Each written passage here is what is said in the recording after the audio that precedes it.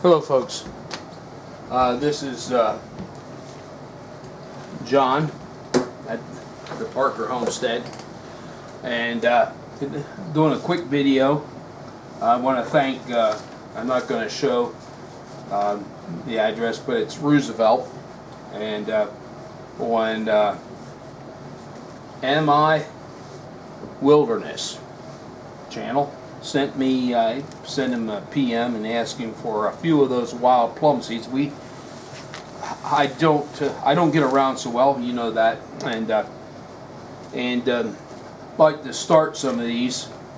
And there's several different varieties of wild plums, and not all do well in heavy clay.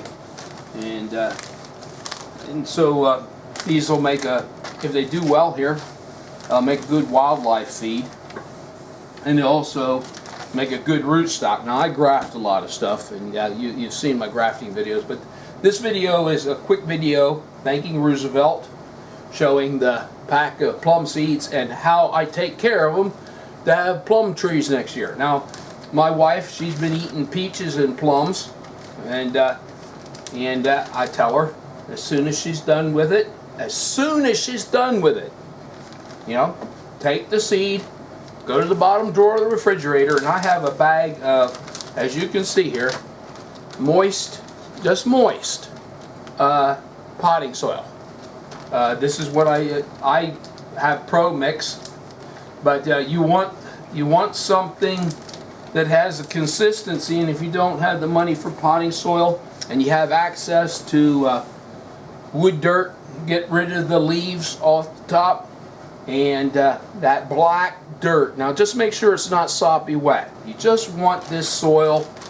Now this is stuff off of my table in the greenhouse, and it's leftovers that spill out over, and I'm recycling here, and it's got some chips and stuff in it, and all that isn't really going to matter, but you just don't want it soppy wet. You just want it damp. And if you get woods dirt, that's probably better than this. Sawdust, damp, rotted sawdust. You have access to damp, rotted sawdust, not wet. And I emphasize, not wet.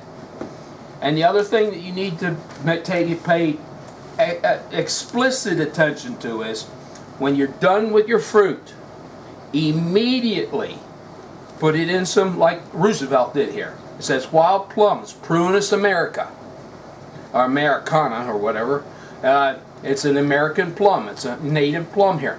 You take it and he put it in some damp paper towels, just like I asked him. Thank you.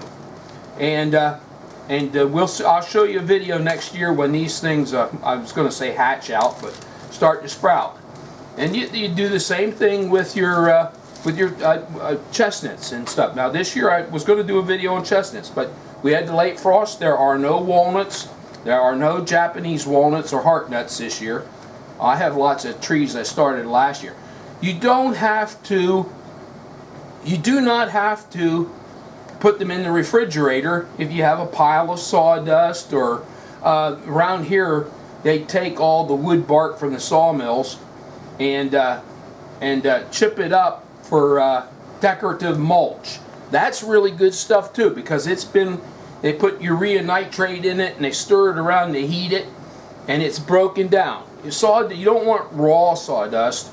You want something that's partially rotted, and I can't exactly tell you why. It probably has something to do with the nitrogen being leached out in the decomposition of it, because raw wood will soak up all your nitrogen. That's why you don't put raw wood into the ground. If you're going to mulch, you keep it on top.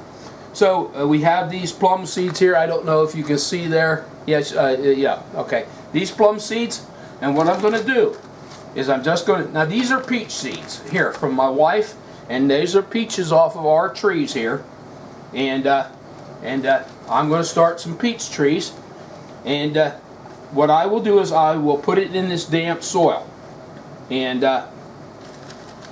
I'll mix it through, and you don't have to put it in the refrigerator. The bottom drawer of the refrigerator is mine here. I keep my seedling. I put chestnuts in there for chestnut seedlings every year. I put like peach seeds, plum seeds, and stuff like that in, just so I have a place that they can get the cool temperature they need.